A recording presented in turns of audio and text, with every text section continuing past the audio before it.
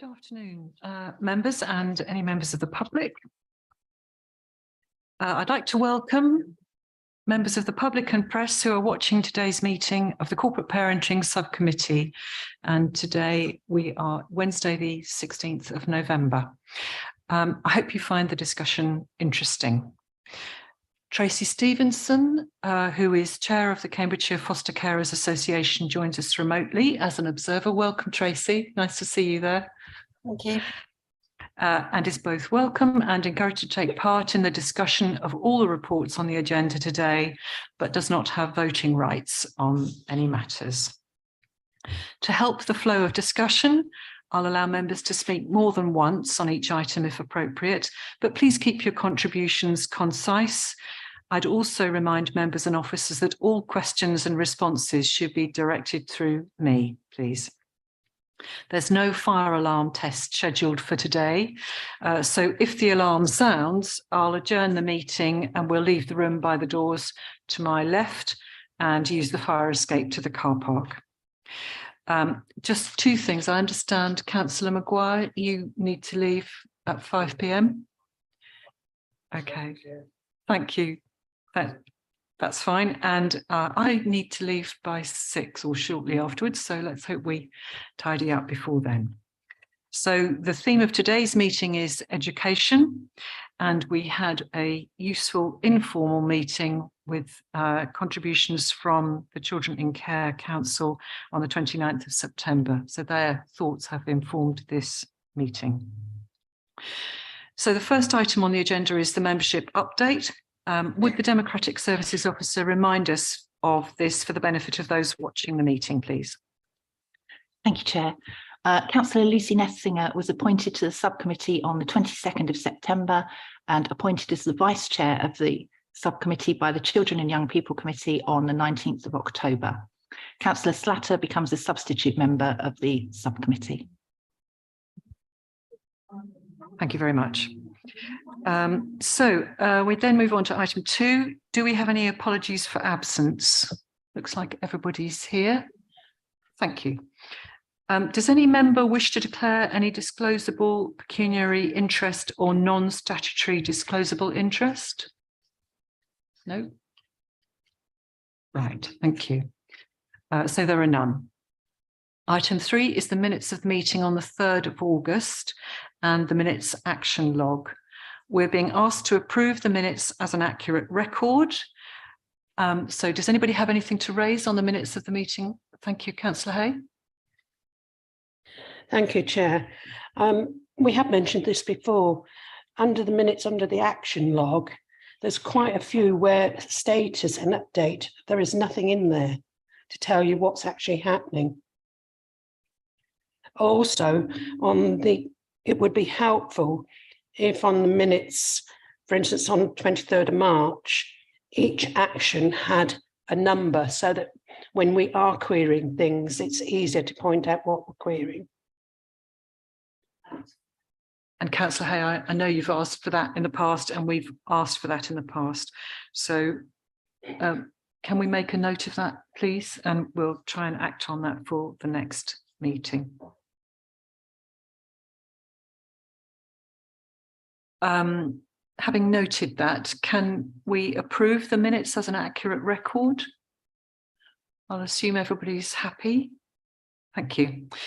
So we'll take those minutes as approved. And we'll note the point that Councillor Hay made on the action log. Did anybody else have anything to raise on the action log? No? Okay, so thank you very much. Sorry, just to apologise, and obviously I haven't been here for a little while, but I will take the action log away and work with officers to get it updated, and then we will circulate it before the next committee. Thank you. Thank you. Right. We haven't received any. Item 4 is public questions and petitions, and we haven't received any of those this month, so we'll move on. Item 5 is the participation report, and Shalina Chandu, Quality Assurance Lead, hopefully will join us to introduce that item. Yes. Yes, Shalina's here in the room. Great. I was looking on the screen. Thank you, Shalina. Do you want to fire Thank you, away? Chair. So some items I'd like to point out within the report that you've all been provided with is that the October half-term engagement activities were focused on our current project, which is entitled Every Word Matters. We're looking at language that has been used in relation to children in care or children with social care experience, and taking young people's views and opinions and suggestions on other words that may be used instead. So we're looking at using this particular project for all of our groups, that's children care councils, children coming to young recruiters, young trainers and others. And we should have an update for you for the next meeting. Hopefully we're looking at creating a video, maybe some other resources as well. The Children Care Council attended the last informal corporate parenting committee, and they had some very positive feedback, which is within the report. And I also wanted to point out that our young inspectors group are working on their re-inspections. They've done some of them on their supervised contact centres in the October half term. They painted a beautiful mural, or they helped create a mural at Hillrise, and they won a national award from Quorum Voice. It was their participation award, and were very, very excited to have received that. Our young trainers are still working with prospective foster carers. We're also looking at supporting ASYE newly qualified social workers training. And as you're aware from our last report, the Care Leaver Forum, we're working on a performance project, and that has been completed very successfully as well. That's my report. Chair, if you have any questions. Thank you, Shalina. And I just wanted to minute our congratulations to the team winning that Quorum Voice, a National Voice participation competition. So thank you very much indeed for supporting our young people. And also I wanted to say thank you for supporting the young people who came to the informal corporate parenting subcommittee, which was very successful. And I hope they felt very confident to take part in meetings from now on.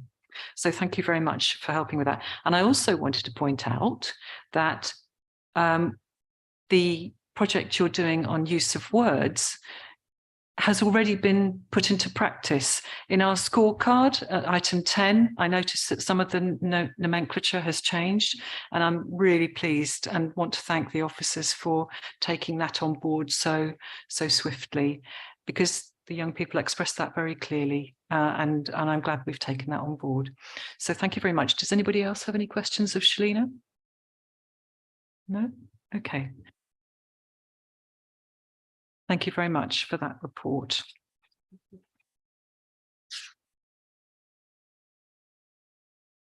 The report recommendations, we've been asked to note the content of the report and raise any queries with the lead officers, which we've done. So thank you very much. Item 6 then is the Cambridgeshire Foster Carers Association report.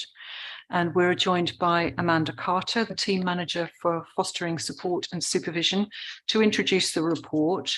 And then I'll turn to Tracy Stevenson as the chair of the Cambridgeshire Foster Carers Association for her comments, or for their comments. Hello. Thank you, Amanda. Yep, good afternoon. Despina gives her apologies. So I'm here for the report for the Cambridgeshire Foster Care Association. So this was devised by myself, Despina Kaura, who is the service manager in fostering, Mandy Nicholson, who's the chair for Peterborough Committee, and Tracy Stevenson, who's now the chair for the Cambridgeshire Committee. So I'll just go through the highlights. So there has been a change in the CFCA membership. So as I said, Tracy Stevenson's now the chair, and Kevin has stepped down into vice chair because of his work commitments. On the report, it says there's 4 other members. There's actually 6 now, but I know that Tracy's trying to get a membership of about 12 to 15 so that they can share out some of the tasks such as a website and Facebook, etc. There's monthly association meetings are continuing with the wider cohort of foster carers, and the committee meetings are ad hoc, but there will be more because there's going to be an AGM in January. So in terms of sort of the ongoing work, we've continued with the ambassadors forms for the fostering community. We've got ambassadors that support the service with recruitment, and that's mainstream fostering as well as private fostering, raising awareness. We continue with our mentoring scheme.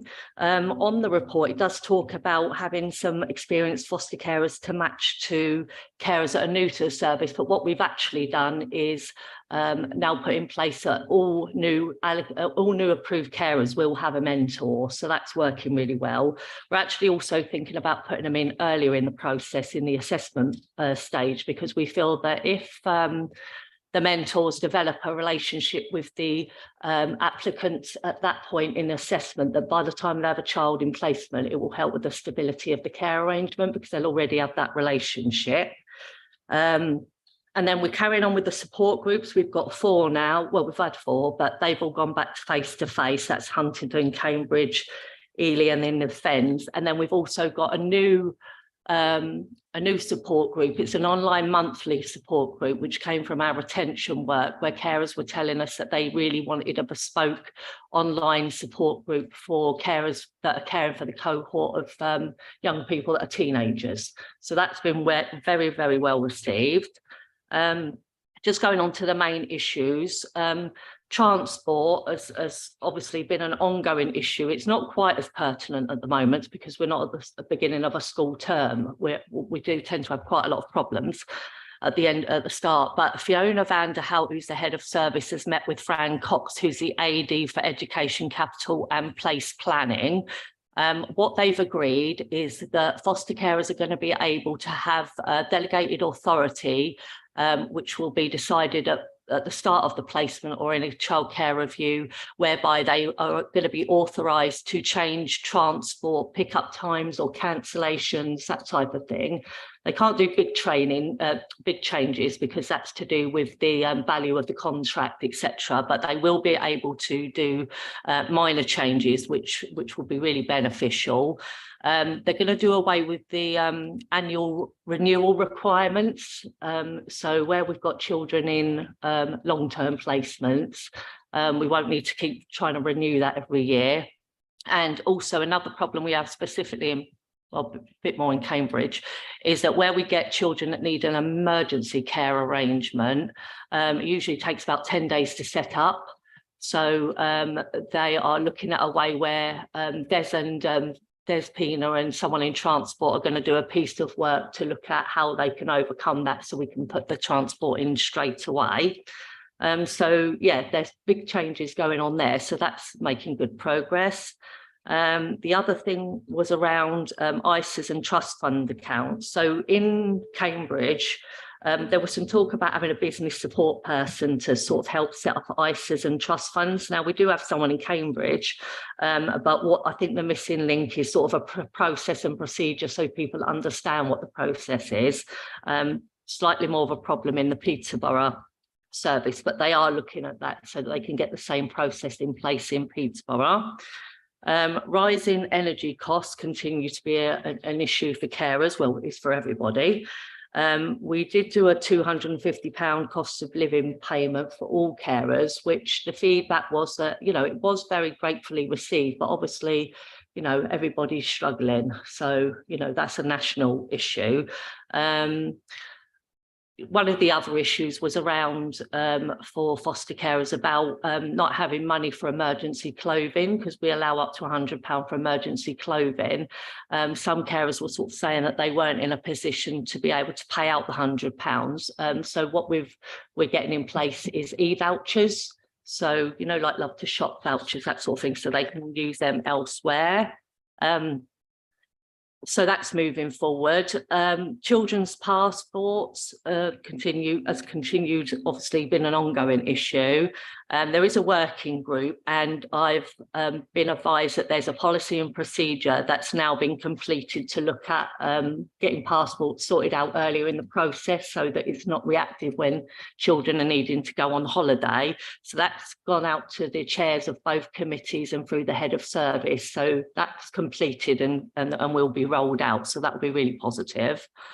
And then just in other other news, retention workshop, the carers retention workshop, that's continued monthly since we've had that since April 2022. So Tracy and I lead on that, and it's got the Peterborough committee chair, it's got people, social workers from the assessment side, support and supervision side, and also other foster carers. So we continue to focus on one topic each time. So we've looked at finances, allegations, supporting with challenging behaviour, communications, that sort of thing. So off the back of that, we've put in certain actions. So for instance, we've made the accreditation for foster carers a lot easier to kind of get completed and a lot more timely. We've got a mentor that supports carers going through allegations. So she's been trained up through the panel chair and LADO and did additional training. We've got a Q&A support group online, which is for people in assessment and newly approved foster carers to be able to come on and ask any questions that they might have. As I said, we've got the online Now Teens support group, and there's also a presentation being rolled out across all children's teams regarding the role of the foster carer. So that's working really well. We've also got a retention framework. That's included training for staff. We've got we've changed the culture so that we're not getting resignations in all the time. We are, as soon as the carer is sort of deemed to be unhappy, that's being reported to a manager, and we will do a retention visit. So since April to now, we've done 11 retention visits, and out of that, 8 foster carers have stayed.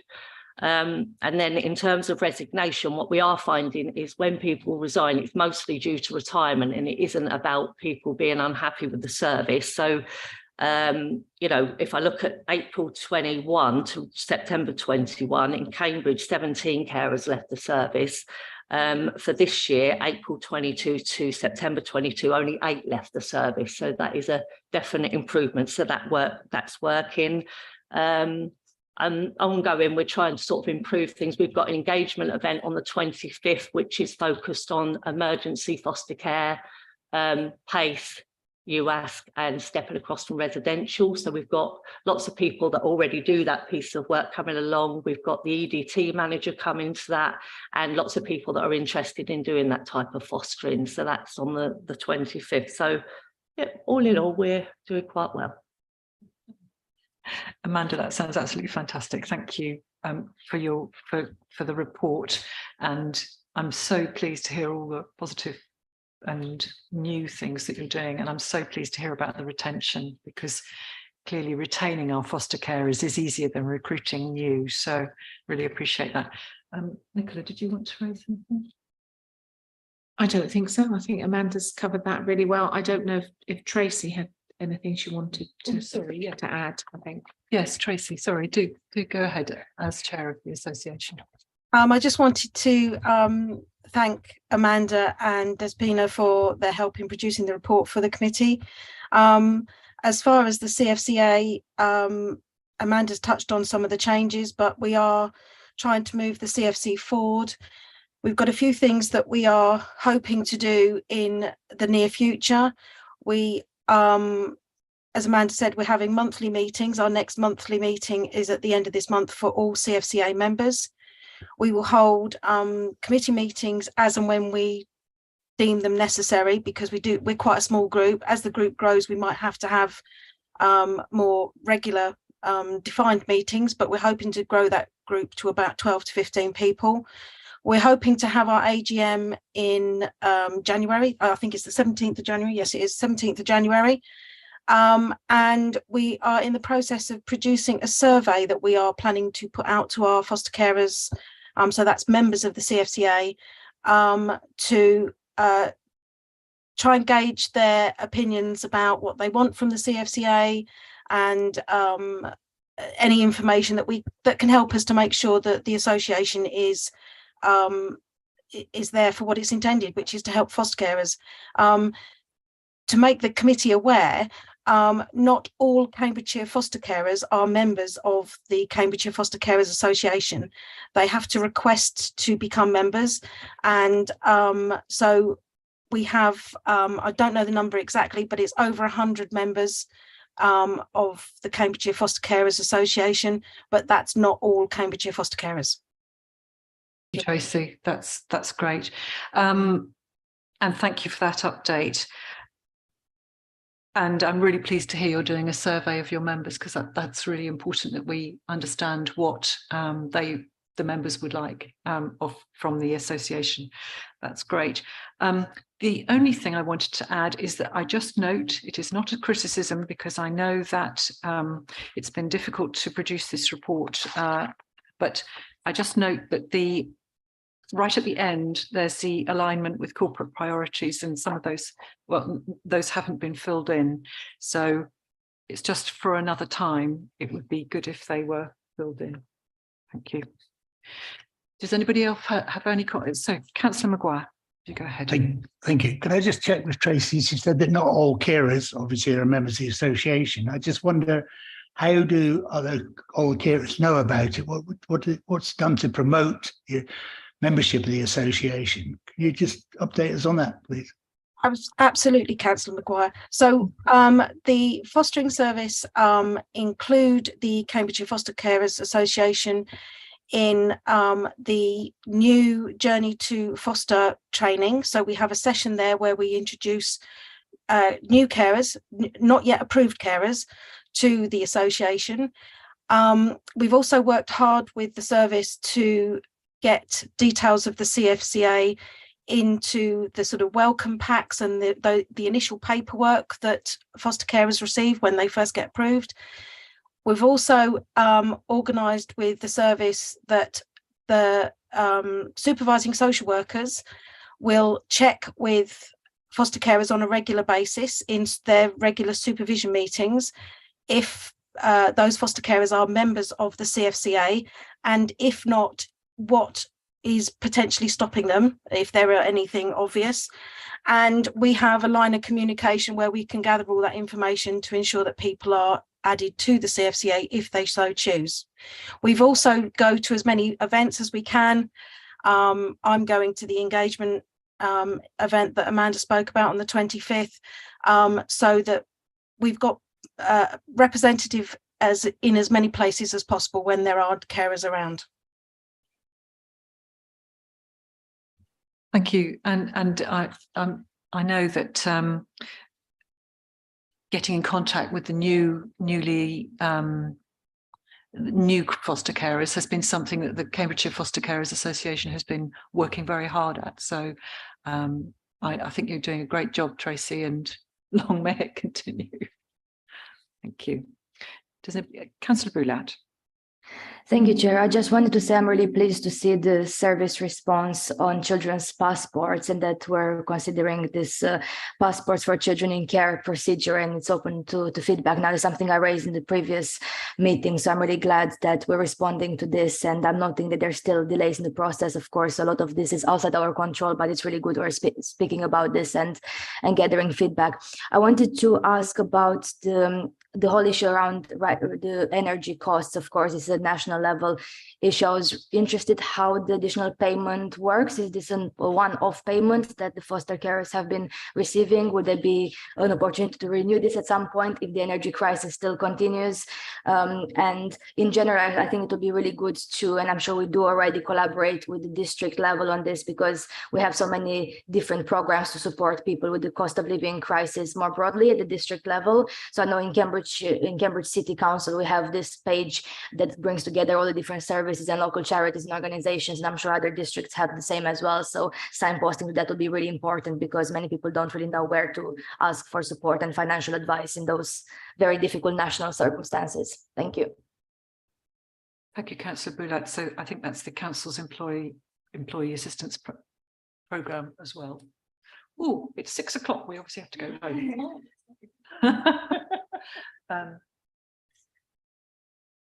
Oh, here we are. Good, excellent. But Nicola, yeah, so I mean, the payment was a one-off payment. I mean, in an ideal world, we would like to pay much more, but we're not in a position to do that. But, you know, we are trying to think creatively about ways that we can support carers with sort of funding, or even just, you know, getting over hurdles like having the e-vouchers so that people haven't got to pay out up front and those kind of things. But we are kind of a bit limited in what we can do. So if you do have any ideas in how you can help, we'd be very grateful. Thank you, Amanda. Okay. Did anybody else? Councillor Hay. I'd just like to say I was pleased, excuse me. I was pleased to hear that you're getting mentors involved at an earlier stage of when people first come forward to be foster parents. And I would hope that those mentors do put forward the idea of how useful the Cambridge Foster Carer Association can be to foster parents. Is that something that they are actively doing? Oh yeah, well, you know, a couple of the people on the support are in the committee anyway. But yeah, our mentors, I mean, we meet bi-monthly anyway as a support group, and you know, they come along to a lot of the events as well. So you know, as many events as we can get CFCA to, and mentors and ambassadors, that's what we try and do. But I mean, realistically, you know, we've got 176 carer households in Cambridge, and then obviously, you know, we've got over 100 people, so we're getting there in terms of the membership. And I think, you know, it's going from strength to strength, and I think that the relationship between the fostering service and the CFCA is very positive. And you know, just want to say thank you to Tracy in particular, because she does get involved in lots of things in terms of service development. So yeah, it's working well, it's moving forward. Thank you. Great. Okay, I haven't got any further questions. So we've been asked to note the report, which we've done. So thank you very much indeed, Amanda. That was excellent. Thank you. So item 7 is the virtual school report, and we've got Claire Hines here, who is the head teacher of the virtual school, and she's just joining us to introduce the report. Thank you.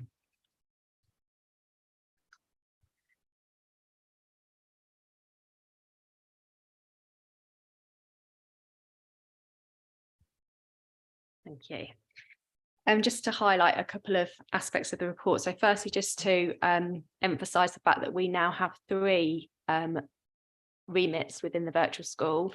So we have our remit around children in care.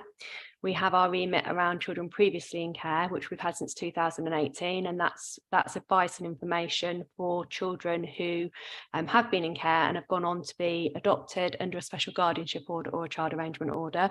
And then since September 2021, we had the additional remit around children with a social worker. So that is for children who either have SIN or CP plans or have had within the last 6 years.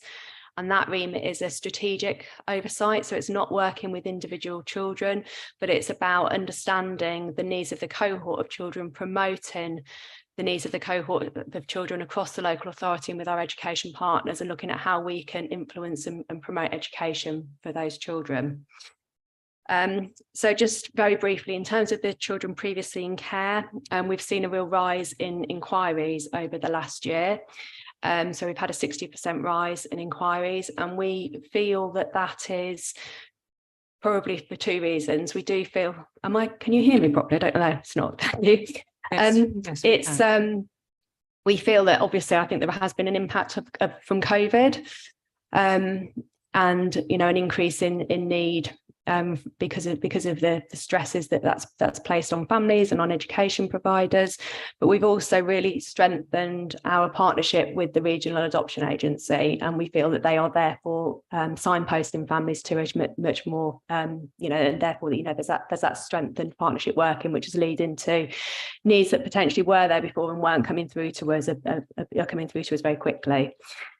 So in response to that, we have increased the amount of resource we have a teacher within our team that specifically responds to inquiries and things. And she has been, throughout the last year, she's been able to respond promptly to those inquiries. But obviously what we want to do is not just be reactive, not just be responding when an inquiry comes through, but we want to be being proactive, and we want to be looking at actually, you know, an analysis of what those needs are coming across and how we can really support those in a proactive way through things like training, that hopefully means we don't end up having to react to those needs. So by increasing the amount of time that she has available within her role, hopefully that will allow for that aspect of work as well. In terms of children open to SIN and CP, initially it's been very much around collecting that data, understanding about the needs of the cohort of children. Again, we have employed. Sorry, just remind us what the abbreviations mean, please. So SIN is children in need, and CP is child protection. So children with child in need plans or child protection plans. And it's been really about raising the awareness of this new remit across the local authority and looking at how we can really effectively work to promote education for this cohort. So what we have in development at the moment is an app which will be available to our social workers, which will signpost and provide a sort of, one-stop shop, a quick response in terms of what's available within local authority and how they can be using that effectively. So that's what's in development at the moment. And then in terms of our children in care, our key successes over the last year have been our work with multi-academy trusts. So over the previous year, last time I came to report to you, I was talking to you about how we had moved to working rather than purely at a child level, we were working at a school level, and we're working with designated teachers with the understanding that actually if we can really empower the designated teacher and really empower the school, then they're going to be getting the needs of all of the children within the cohort right. And what we've done is taken that a step further, because what we're aware of, obviously, particularly with the white paper, there are more and more multi-academy trusts forming. And actually, if we can work with leaders within the multi-academy trust, then we can influence not just what's happening in one school, but what's happening across the trust. So over the last year, we've been working with 13 trusts, and we've seen the really powerful benefits of that. And that initiative has been taken forward by the Eastern Region Virtual School Heads. And we're now looking at how we can work collaboratively across the Eastern Region on that priority. We have introduced, so every child in care has to have a termly education plan, it's called a PEP. And obviously, we have always quality assured those PEPs. We've always looked at the needs coming through from those. But what we have done over the last year is we've introduced into that some targeted attainment and progress conversations. So we quality assure the PEPs. We will then look at the whole cohort of children, look at each year group. We will look at the targets set for children. We'll look at the progress that they're making, and we'll go back to schools and offer support and challenge around actually, if the child's working here, what's stopping them from getting to the next step, and how can we support that? And we'll use targeted pupil premium plus to try and enable the child to make the best progress possible. And finally, it's the work that we've done around training. So we have always had a training offer, but we're really strengthening that. And we've over the last year worked in collaboration with SEND services, with the educational psychologists within SEND around our offer, particularly around our trauma-informed training. We're using the virtual reality headsets within that now, and obviously now that the COVID restrictions have lifted, we're actually able to get into schools and deliver that training. And we're not just doing that with our schools, but we're also looking at offering that across the education directorate. So we have offered it to our education safeguarding colleagues, we've offered it to our education inclusion officers, and we did actually last month go and offer it to CLT, the corporate leadership team. So we're really looking at how we can get that rolled out again, with that, the feeling that that's a more proactive response. If the schools really understand the needs, then they can better meet those needs. Thank you very much, Claire. And I'm really impressed with the content of this report. So thank you very much for everything you've been doing. Members, do you have any questions? I will come at the end. Thank you, Councillor Hay. My only comment, and I've commented on this before, is the use of acronyms. FASD, NIAP, CIAG. They meant nothing to me when I was reading this report. We've mentioned this before, haven't we? And I noticed in another report, later on in the agenda, they've helpfully produced a glossary of terms, which is really handy. So I just wondered whether you might pinch their idea and maybe put in a page. Yes, that's right. That's your report? So yeah, so there's a definitions, and then there's a glossary which explains each term and gives the comments on it. So that's on page 47 and 49 and onwards of our agenda, and that it's possible that it wasn't immediately apparent that that was associated with your report. So thank you very much for producing that. I appreciate that. Councillor Nestinger. Thank you very much for the report and for all the work you're doing, which is super important.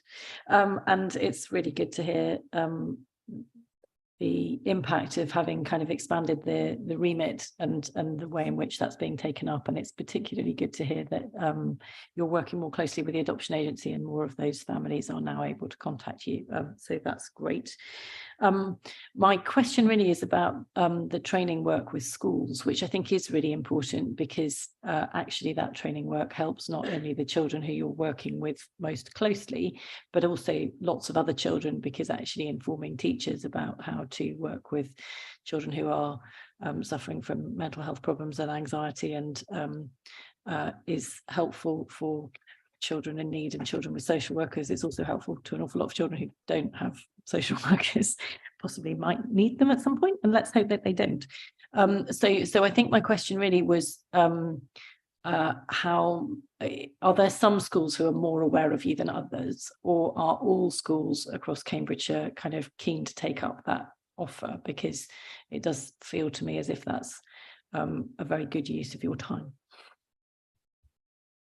So I think the schools that typically have children in care frequently within them are very, very aware of us.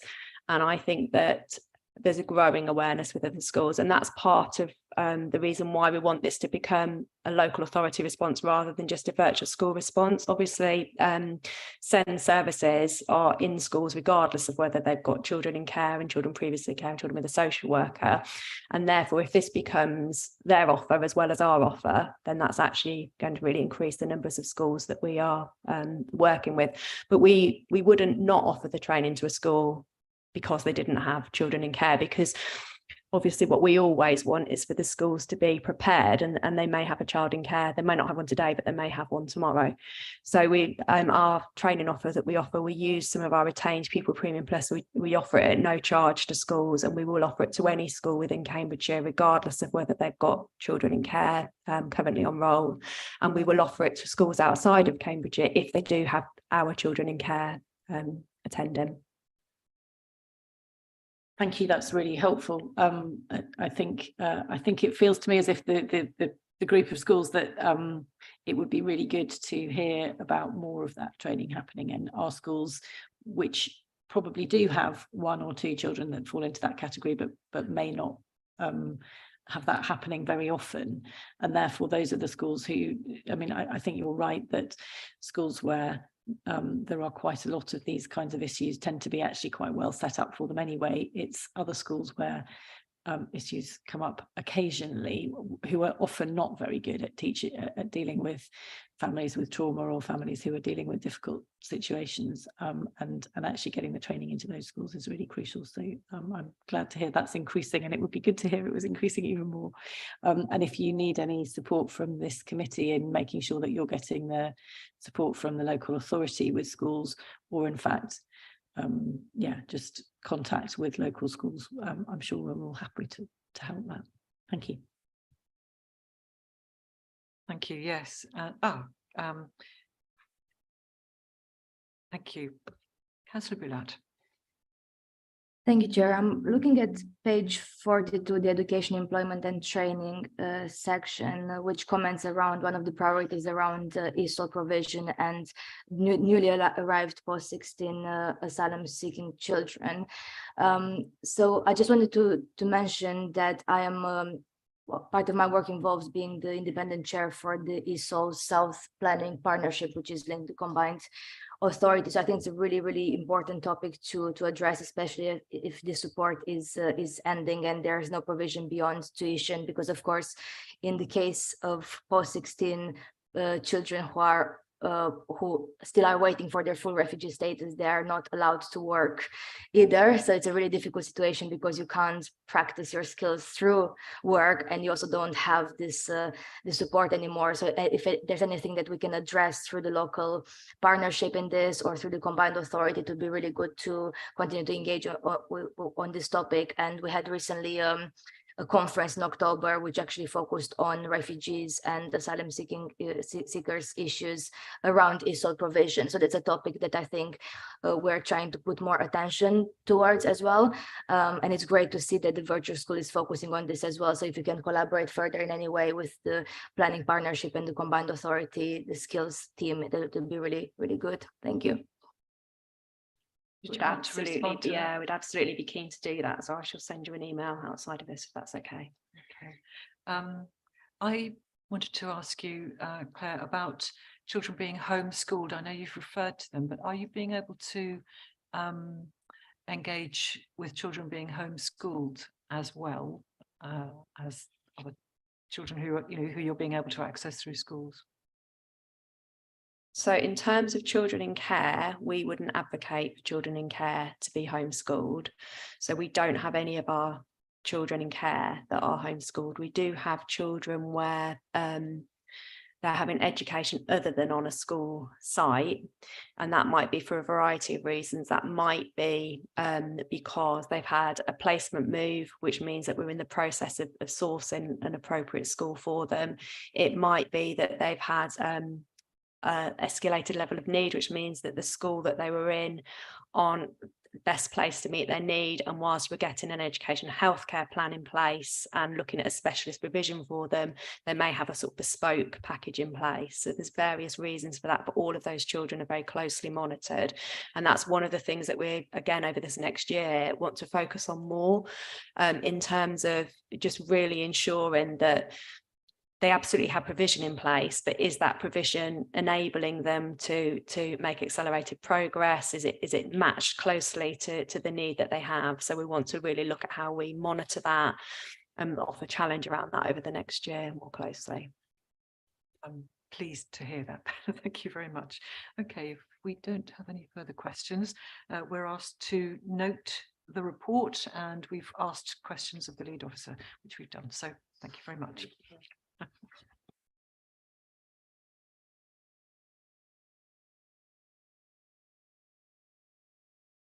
Thank you, members. So item 8 is the Regional Adoption Agency's first annual report, covering the period from April 2021 to March 2022. And Jo Banks, the head of the agency, joins us to introduce her report. Thank you, Jo.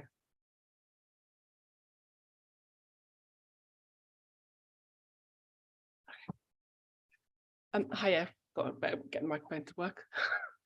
So I'm Jo Banks. I'm the head of the Regional Adoption Agency. As you say, this is the first annual report of the agency. Although we are on the 1st of December going to be reaching our 2-year anniversary, so we are that 2 years live, but particularly for the annual report is slightly different. I guess in the sense of one summary is that there's been no significant changes in the way that the Regional Adoption Agency is set up or structured. We've remained as it was outlined from the start of the partnership agreement. So we have the 3 teams: the assessment team, the family finding panel works alongside them, and then the adoption support. In the last year, I think we're really busy. So I think we exceeded what we expected, even though we didn't have any particular targets in the sense of numbers of children. So we work across both local authorities. So across both local authorities, we had 51 children that were made subject to a placement order where the court ratified that children should be placed for adoption, of which 35 of those were Cambridgeshire. There's always a majority that would sit within Cambridgeshire. And we managed to place 65 children, which again is 38, which are Cambridgeshire children. And continue with high numbers, we managed to adopt 69 children, which is a lot higher than I think we've achieved in the last number of years, of which 43 of those were Cambridgeshire children. We approved 42 sets of adopters, which was a sort of on target, but I think looking at the numbers of children that would have benefited to being higher, but there's a slow sort of turnaround, I think is fair to say, from inquiry through to approval. So it's never an instant way that we can respond to that, but we did approve 42. and we managed to place 17 children with early permanence carers. So that's where you can place them with a adopter who's also approved as a foster carer to enable them to be moved in much speed so that they're matched and with their permanent families. And I think that's a real strength. So again, a lot higher. So I think the work for the regional adoption agency, we were really busy. I think we exceeded our expectations. But I think it's fair to say there was lots of pressures within that year. It wasn't an easy year for the agency. Starting from a staffing perspective, we had a significant gap at the start of April 21. I think we had a total of about 7 vacant posts, of which 3 of those were management, which was the head of the agency and 2 team managers. And alongside that, we had 4 additional social work vacancies. So thinking of the amount of work we've managed to achieve within that, and that's within a small pool of staff. You're only talking about 30 members of staff in total, and that includes business support. So that was our big pressure, I think is fair to say. And we managed to find creative ways to do that. We had agency staff and we used independents. So we didn't want the staffing vacancies to impede on the performance, I guess, to some extent. We had a lot of change as well of staff. So we managed to recruit a lot of people, which was really positive, which meant we ended the year with all of our vacancies filled, even though people weren't necessarily coming in, they were appointed to. So that ended the year really positive, but it meant that within that we had a lot of changes of people coming and going. So we lost 9 members of staff, but gained 8 within that.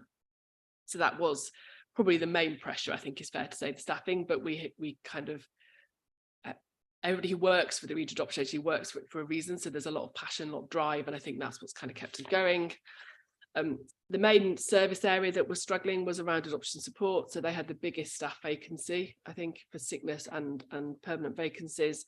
And they were, and a lot of families were coming to them post-COVID, during COVID in crisis. And I think that added a lot of stress for them. But they had a lot of referrals coming in. So they had 107 referrals for just initial support, with an additional 116, which was around adult support.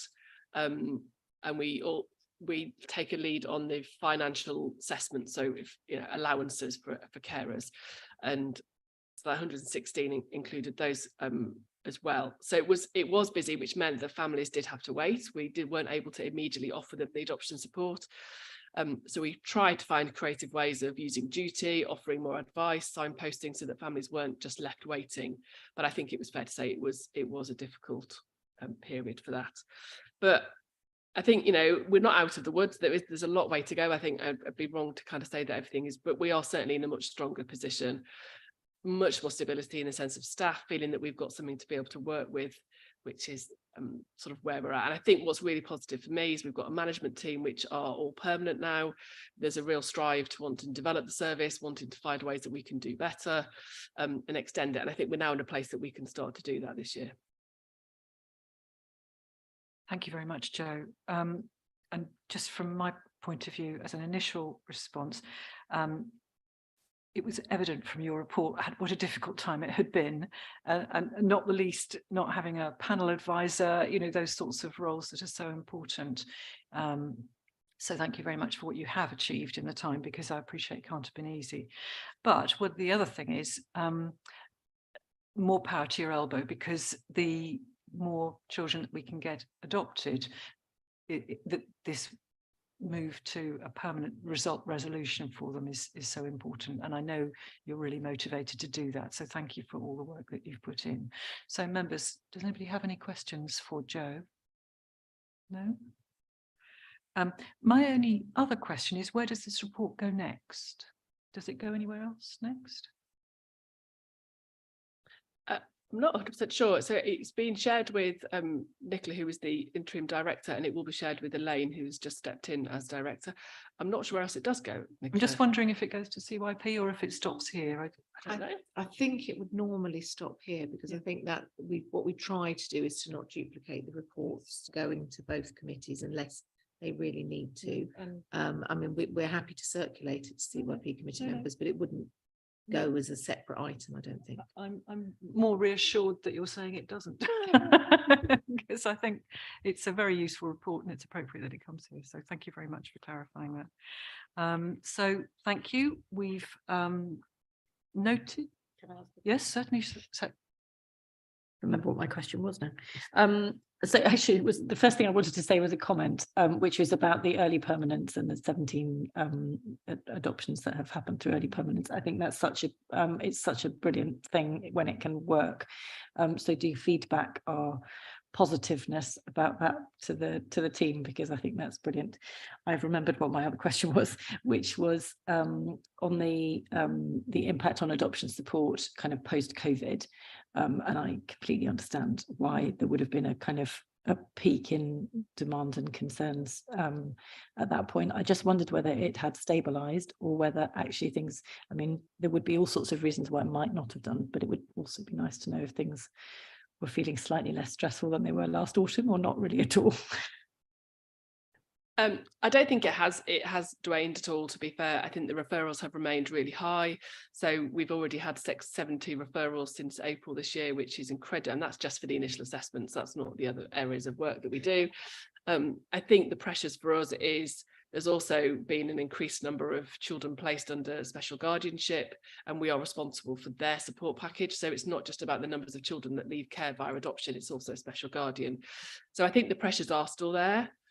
We've recently had an agreement to increase the staff within the adoption support team, but in a way of so the Adoption Support Fund, which is the therapeutic services, we have skills within the team that provide therapeutic support. So we've had an agreement to increase the team by a one full-time social worker on a sort of year-by-year basis, so it's not permanent, with the idea that that is funded through income generation from the Adoption Support Fund.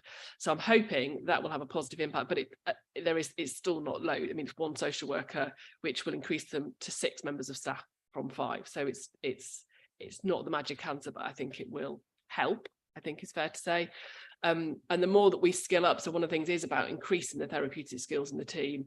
We could offer training. There's other ways that we're trying to offer support to families so that there is less I guess more efficiencies, you know, so if we can do group training rather than lots of individual work with families, it might make access to services a bit quicker, but all of those will take time. They're not going to be instant results to some extent, but it's not waning. I think the impact of COVID, particularly for teenagers, is ongoing, and I guess it kind of mirrors what Claire was saying. Thank you. That's a good response. And I kind of, when I thought about it, I'm not at all surprised that it hasn't dropped. I just wondered. And I think with actually the cost of living pressures on families now, we'll be adding a whole bunch of additional anxiety on top, which is separate, but nevertheless having an impact. Following up on what you just said, I just also wanted to, I think that this special guardianship orders, I'm quite glad to hear that they're also part of what you cover, and I know that those are often very good outcomes for children, but they also sometimes need quite a lot of support to keep them going. They're in everybody's best interest when they do, so making sure that those are working, there's a lot for that team to cope with, so thank you. Thank you. And just one last question. Under the report that you gave us, you mentioned that the Regional Adoption Agency has no dedicated resource in the regional going forward. And so there's a business case underway to devise a plan for presumably funding. And I just wondered, it said this will be considered by the board in August 2022 and is due to be completed by June. I wondered whether we had the outcome of that yet. Is that the commissioning business case? No, it's fair to say it's not resolved. I think we're not able to get agreement across the partners on how that should be done. So we're still it's ongoing. So the business case was put forward, it wasn't agreed. Outside of board, it wasn't agreed, so I was unable to take it to board because it has to be unanimous. Is there anything that this subcommittee can do to assist in that?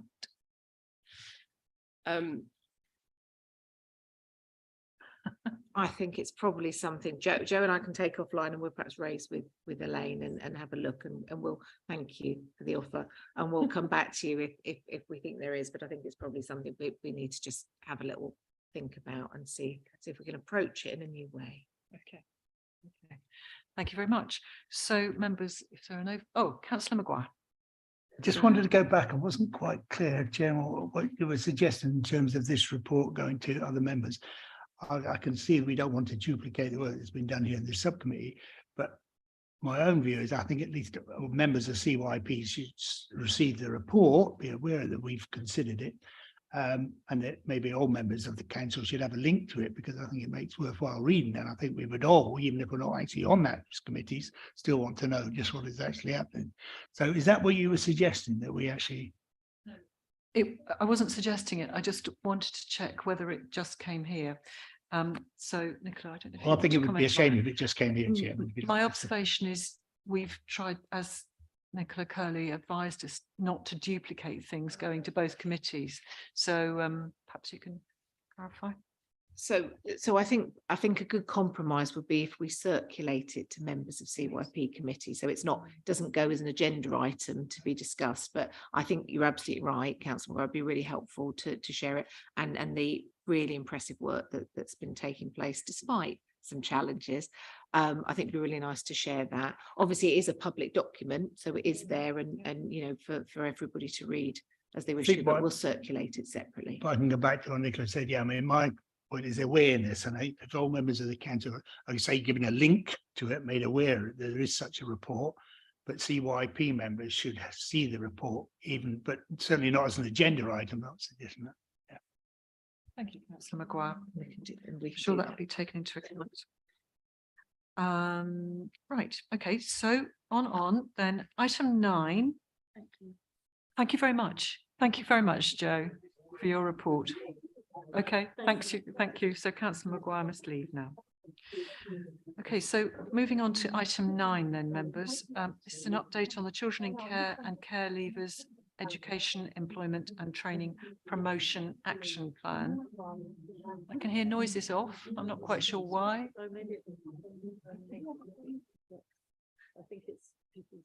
Okay. So we can welcome Mick McCarthy. I'm sure that's you. Yes, that is you on the screen. So Lead Service Manager for Young People Leaving Care joins us remotely to introduce the report. So Mark Cowdell, the countrywide NEAT Manager, is also available remotely to pick up any questions of detail around the data. So can I just ask, have you got a collection of people behind you, Mick? Or are you on your own? I'm on my own. We're getting slight interesting noises coming through into the New Shah Hall. Not to worry. It might be because I'm in a public office. Well, not a public office, but there might be the hum of voices. Would you like me to move somewhere? No. I think once you distracting? Speak, once you speak, your volume will obscure anything else. So that's Thank great. you. Do go ahead with your report. Thank you. No, thanks for the opportunity to introduce this report. The purpose of the report was to provide the committee with an update of the activity that's been taking place to improve opportunities for young people in and leaving care in the world of education, training and employment. And I think the report gives quite a few examples of that activity. As we all know, that our group of children in care and care leavers is incredibly diverse, and there isn't any one size fits all approach to helping to support them into the world of education, training and employment. So we've had to be quite imaginative and take advantage of sort of ad hoc opportunities for children, as well as some strategic opportunities with some key players, and the report sets out some examples of that. What we didn't write in the report, which I'd like to talk about now, is how we're attempting to raise the aspirations of young people. I mean, as we know, and nationally, and not just in Cambridgeshire, we always hover round about 60% of our young people are involved in education, training, employment, which is means that 40% at any one time aren't, and that's often, an indication of how difficult it is for many of our young people to take the enormous step into getting involved in something constructive. And so we're doing a lot of work at the moment through some workshops that we've got planned over the next few weeks with our social workers and personal advisors for care leavers about how we change the culture of expectation that we have of our children and young people, and not to just assume that it's going to be difficult for them and take our foot off the pedal. But from a much earlier age, we need to improve the way that we're raising aspirations and expectations, and encouraging carers as well as social workers and personal advisors to encourage young people to think about their futures, which is often quite difficult for them to do. So we've devised some exercises that we're going to do with all of our social workers and personal advisors over the coming weeks to improve our planning for them. Now we've had some successes in raising the numbers of young people that we've got in higher education, and our virtual school in partnership with our specialist education training and education personal advisor have worked extremely hard to reach out to the community to provide us a further and higher education to first of all challenge some of the perceptions and prejudices that exist for our children and young people, but also to make sure that their open days include our young people. Recently there was an open day at Anglia Ruskin University, and I think it was something like 10 young people and children attended those open evenings, just to at least get a taste of what it might be to go to university and further education. So it's something that's always constantly high on our agenda. Our data has been improving over the last few years. I've only been working within the authority for the last 3 months, so I am informed that, and as the report points out, we've had some quite significant increases in the percentages of young people involved in education, training, employment, and we're keeping that momentum up. And the report highlights some of the opportunities that are being made available to young people. I'm quite happy to take questions. Thank you very much, Mick. That's really helpful. Just as off the bat, I'm really encouraged that you're taking every effort to raise aspiration, because and that you've had young people going to the university to see what's on offer there. I'm also really pleased to see that you've been working with our further education providers, and particularly Cambridge Regional College and the College of West Anglia, who I know can offer such really good courses. Just one of the things I wondered whether you'd thought about trying to encourage young people to take part in would be language courses and IT, although they're probably in a position to advise me already without having doing any further training, but there might be routes there. But also from my own experience of young people in the local youth clubs, I know some of the courses that they found really that the tutors have found are really picked up keenly are actually childcare and that sort of course. So I'm pleased to see that you're doing first aid as well, because I wondered whether there might be opportunities to encourage young people into caring professions as well. So and maybe then into nursing training and that sort of thing. It's a very interesting music coming on. So I wondered if you could comment on that, the sorts of training that you're encouraging young people to be interested in. Well, last year we joined forces with other organisations to promote and put some emphasis on a specific industry, and that was the construction industry. This year we've just recently put out a bit of a survey to our personal advisors and social workers to find out what it is that young people and children would like to be doing, and this is all part of the Raising Aspirations agenda. We haven't collected that yet, but when we find out what it is that we should be putting our energy into over the coming year, then we'll be doing the same. And what we'll do, if it is childcare, if it is motor mechanics, if it is IT, then what we'll be doing is speaking to people in both the education and training industries and the and big business to do as we did last year for the construction industry. And I think Taylor Woodrow and one or two others became involved in that and offered some of our young people opportunities within that. So I think it will be interesting to see what the outcome of that survey is and where we can begin to concentrate our resources. Thank you very much. And as you're speaking, the other thing I'm conscious of is that courses at certainly the College of West Anglia, they can start off as quite straightforward basic courses in animal care, but they also do have a link to the university through veterinary training. So there's links through to higher education or further education. Yeah. Thank you. So Councillor Hay. Thank you, Chair. What I would like to know is do we keep any records of the divide for young people in education, employment and training over the different areas of Cambridgeshire? Is there any difference, for instance, in some of the more deprived areas? Is it more difficult to get children in those areas engaged in education, employment and training?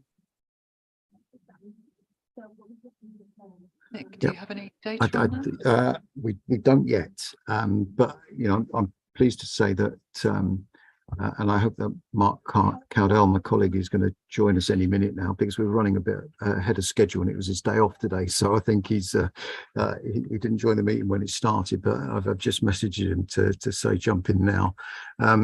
But we are having a big push on our data collection. I mean, as it stands at the moment, our social workers and personal advisors complete a form once a month, which is automatically generated on the Children's Information System with information about where their young person is currently at in terms of their education, training, and employment status.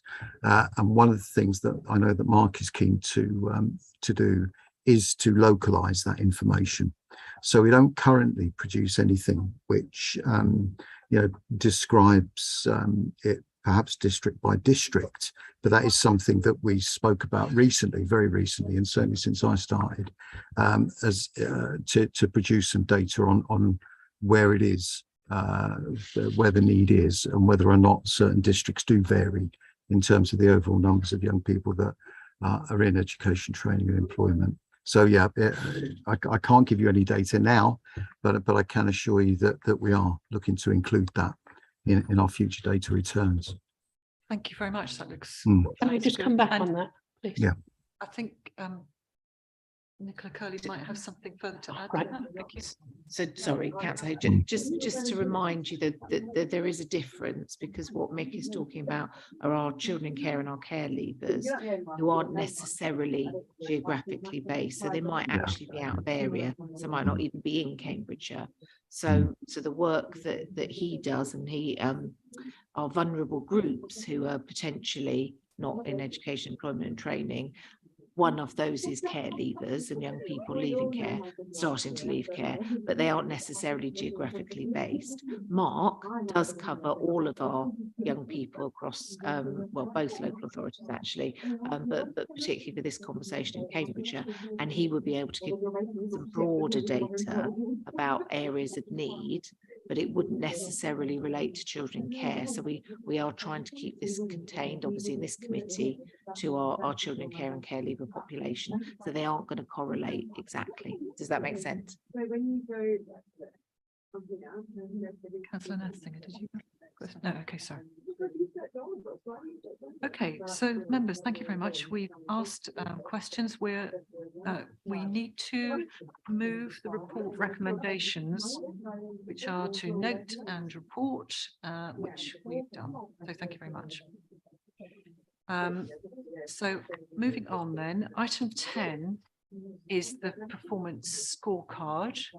And we've got Myra O'Farrell, who's the head of corporate parenting, who's just coming down to the microphone to present the report. Very much nice to see you, Myra.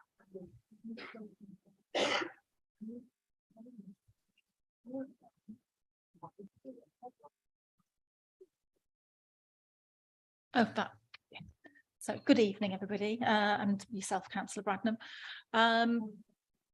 So there have been some slight changes to the scorecard, and I know that Councillor Bradnam mentioned that earlier. What I would like to do, council members, is take the opportunity to thank Councillor Bradnam for the last informal corporate parenting committee, and Councillor Balat. The feedback from young people was really, really positive, genuinely really positive. And actually, certainly for myself as a council officer, actually it felt like a very warm, informal meeting where I felt that young people were really empowered. And having spoken to Shalina Chandu, she equally felt the same. And in that meeting, young people certainly felt empowered enough to talk to us and tell us about what they felt we could improve on. So what we did listening to them was actually change some aspects of the scorecard. I think we all know the scorecard is quite dry. It's very adult focused. And actually what they were telling us, and if I'll just say to you, the word establishment has changed to the word staffing. I think, to be fair, I think that makes a lot more sense. It's clearer for all of us, isn't it? The other area as well was that actually they felt quite passionate that we should stop talking about them living in placements, but they live in a home. So we've changed that as well. And we actually also changed slightly home stability. So in other words, we still kept the word stability in there, but linked it to the kind of homes that they live in. So those are the key areas that we actually just gently changed, but I hopefully with your agreement, I think that makes a much better, clearer scorecard. What we are planning to do, and myself and Councillor Bradnam invited young people in the last meeting with their support workers to actually go away and think about some questions that they might like to ask us around the scorecard next time, that they feel are pertinent to them and actually making this scorecard come to life. So from my point of view, we may well see quite interesting questions in the next informal. So that was what I kind of wanted to set the scene in terms of some of the changes. I'm happy to talk through some of the highlights around this if people would like me to, but I do think it's fairly self-explanatory, or we can go straight into questions. Members, have you wanted to, Councillor Hay, would you like to a couple of questions? So I think we'll take it as read. Thank you, Myra. It's excellent. Thank you, Councillor Hay. A couple of questions. On page 132, it's got length of time children have been in care. It's not very plain there. Like it's broken down by age group, like 0 to 6 months. Is that 127 days, 127 weeks? Days. Perhaps in future that could be made plainer. And on the next page, I was just a little bit concerned, particularly with the children in care whose initial health assessment was completed on time. The target is 95%, but we only achieved 32.5. And although it's not quite as bad, it's a similar thing with annual dental examinations. What has been done to try and get these figures up so that we are getting somewhere near target? So I think you've raised a really helpful point. Councillor Bradnam, I think we also had this discussion in the informal as well. What I was saying in the informal, not disagreeing with the fact that initial health assessments are not, it's not acceptable. It's not where we would want them to be. We have been working, and my health colleague is here this evening. We have revisited this issue with health colleagues. We recognise it's a number of factors. Some of that actually is around capacity within health. Some of that is around capacity within social care. But also, I think it's also about a recording, and I think it's equally social workers focusing on other issues, such as actually when a child comes into care, whether that's actually progressing it in terms of the child's status, in terms of their legal status, going into court and working with the more rawness about the issues of those children coming into care.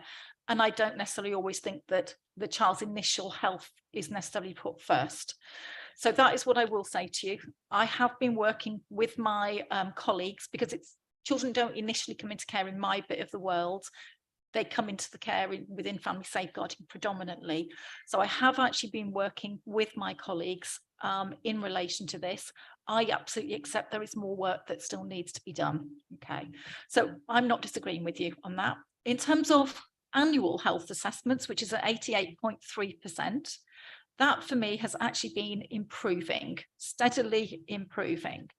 It is not at 95, where I would ideally want that to be, but in fact, the target was actually to be over 88%. We're actually at 88.3%, but ideally I would want that still to be higher. One of the things that actually children, the majority of children that are in long-term care are actually within our area. There are the older cohort of young people in terms of placements that are not necessarily foster placements or foster homes. And actually, some of them the older young people choose not to have their annual health assessment for a variety of reasons. And that is why we will not ever quite get to 100%. So that is some of the explanation around that. In terms of dental, we have actually, I would say, we've been at this committee before. The committee has actually written to NHS England. There has been an increase, my understanding from my health colleagues, about the capacity in terms of dental provision in terms of Cambridgeshire, and that is improving. Again, I think it's a slow progress, but from my point of view, from where we were to where we are, I am seeing a trajectory of improvement. So that may not be quite where any of us would want us to be, but I feel it's actually going in the right direction. And thank you, Myra, because also we need to be mindful that part of the shortfall is that some of our children who are our children from Cambridgeshire are actually in care outside the area, and it's much harder for us to get dental and health appointments when they're out of area. I don't know if you want to talk about that a little bit. So Cambridgeshire and Peterborough, my health colleagues here, have a commitment in terms of working collaboratively. So if a child is actually from Cambridgeshire placed in Peterborough, there's a reciprocal arrangement. They will actually pick up their annual health assessments and process those in a much more normal way. We don't have those reciprocal arrangements with other local authorities nationally. So we're then actually, it's about how they choose to prioritise children in care, depending on their numbers and how they actually, what their criteria is. So that can mean that our children who, let's say, live in Tameside or West Yorkshire or whatever, may well sit at the end of the queue. Therefore, they won't prioritise the deadline that we feel is needed. There have been occasions that my health colleagues will actually speak to that particular provider or that foster carer and ask them to actually bring the child back into Cambridgeshire for them to have their annual health assessment. So that's one way, but that is much more cumbersome and actually has an impact on the child. But they will try and link that with when they're having contact with family, so that we can do the two things together. In terms of dental, you're absolutely right. It's a national issue. So whilst my health colleagues have actually done a lot of work in terms of increasing dental capacity, that may not well be the same in other areas. So we're then again at the same issue at the behest of what's happening around that local authority and what their particular health issues are and their priorities. So I don't know whether that kind of explains a little bit more. Thank you, Myra. Councillor Nessinger. Thank you. Different topic. Looking at the care leavers part of the report. So first of all, I love the report. So thank you. And I need to get sent it more often. Just looking at the care leavers part of it and the number of care leavers who have a pathway plan in place, that's obviously dropped since March. I just wondered whether there was a reason for that.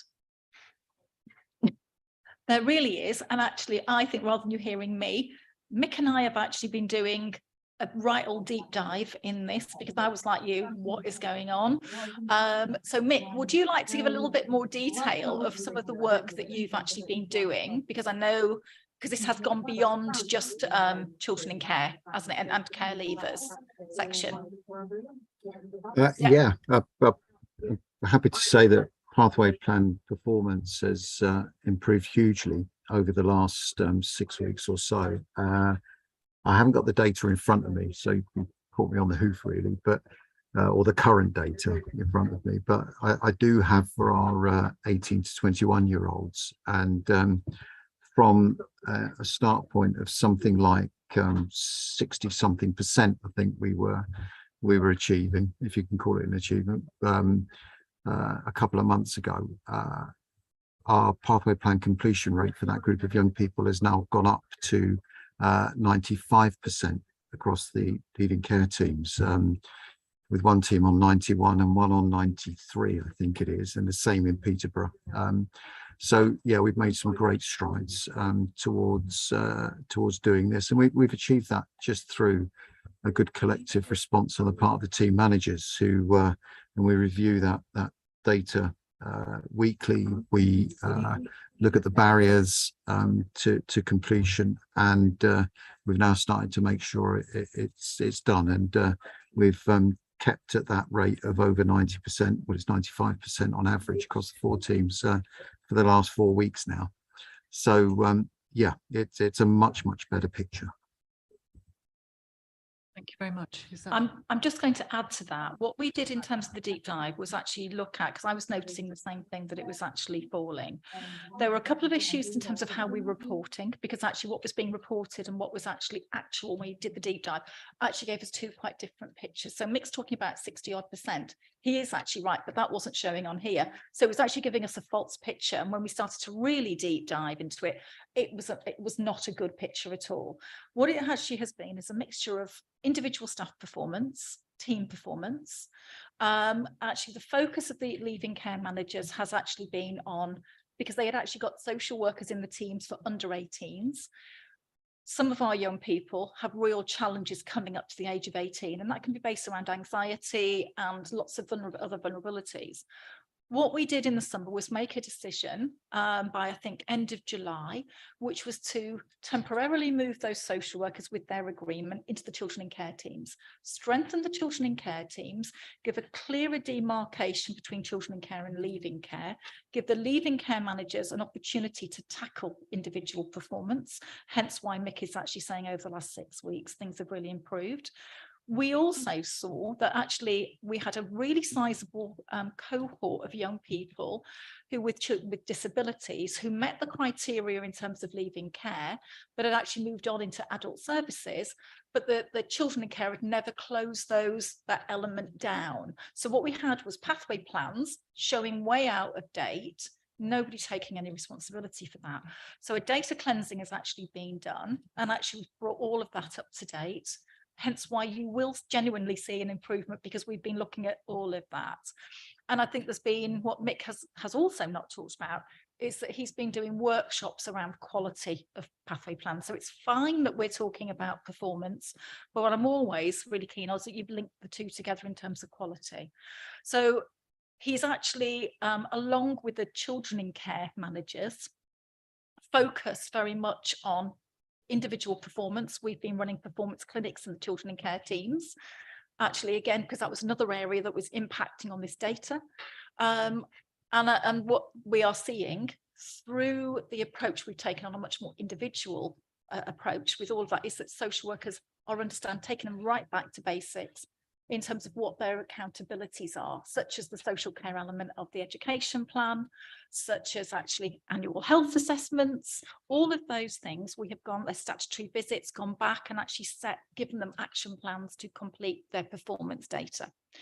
So we are expecting, and I genuinely will say, otherwise it won't be good, but I touch my head, we are actually seeing the September data actually has seen an improvement in this area and in other areas as well. I'm feeling quite confident about the corporate parenting performance data overall, looking at September and also October. And I'm hoping that when you see those, you'll feel the same. Thank you. That was a very thorough answer to my question, and I'm very pleased I asked it. So that's excellent.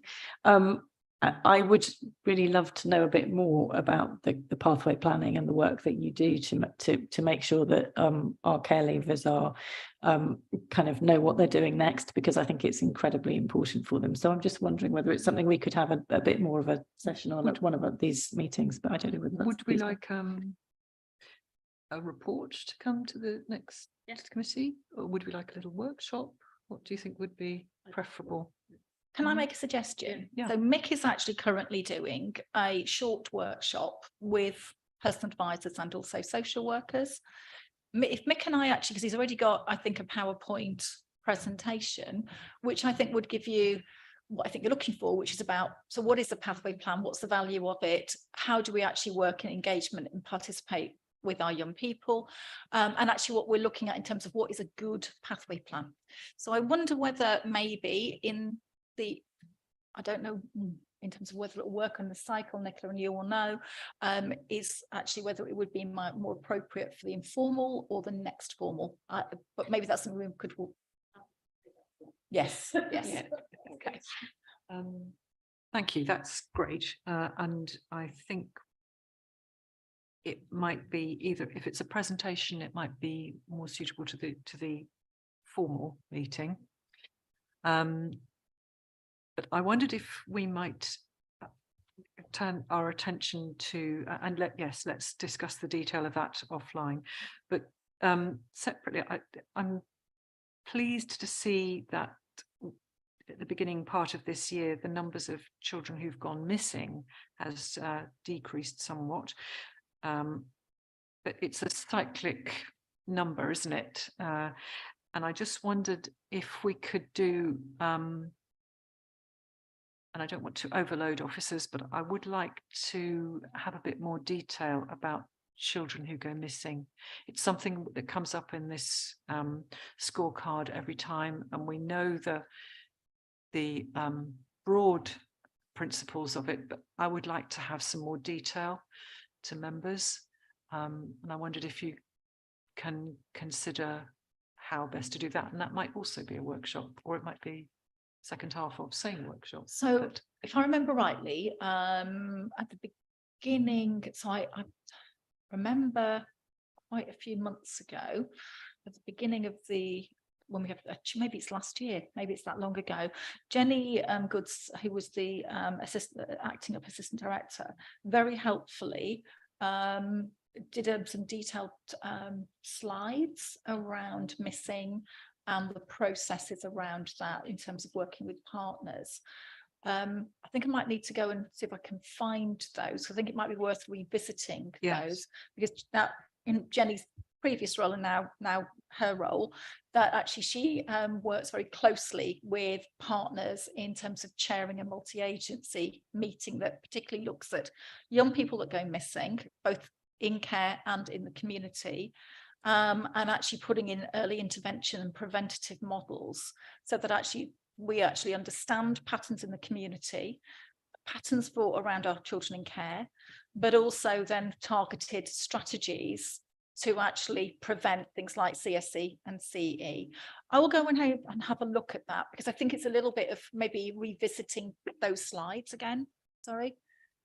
That's great. And what I'm just thinking is that by doing an in-depth look at the care path, at the pathway to the pathway plan, improvements have been made and data has been cleansed. And with this, I'm wondering if we could do the same thing with looking at children absconding. So I don't think we can. So I think the difficulty is, and over the years when I've looked at the data, it's actually, it's really interesting. So we had July and August were actually really hot months, and yet we didn't see those missings as high as they were in June. So, and June was still relatively hot as well. So you can't quite link it to seasonal. We have, and because myself and Nicola over the years have thought that, but actually if you then look at, our November, December, we're actually quite high. So that again, the weather would have been cold. It would have been dark nights. Again, you can't see those kind of patterns there. We have over time looked at those, I think the key element is more about what young people are saying on their return interviews or not saying on their return interviews, because sometimes they will refuse that. And that will often be an indicator that there's something else going on untoward. What we do know is for Cambridgeshire, it's 24 young people. I would probably say if we were, I'm happy again to actually do a little bit of a deep dive. If we were to look at the last 3 months, the likelihood is those 24 are pretty much the same children in the 16 and also the 27. There might be a bit of fluctuation there, but we tend to have the same core children that will do that. The issue therefore is, and I think you and I have talked about this before, Councillor Bradnam, you've wondered whether it's actually about where they are placed and actually whether it's a particular establishment. When I looked at this previously, I didn't find that. What we found was our residentials were actually very good at reporting. And actually, that's exactly what I'd want them to do. So they're following the right safeguarding processes. But actually, I didn't see a hotspot in a particular area. What I saw was the opposite, that those placements or children's homes were actually doing the right thing in terms of reporting them missing. And I think what's, again, for me, really positive, they're not reporting them as absent, they're reporting them as missing, which I think is a good indicator that they're actually following the right procedures.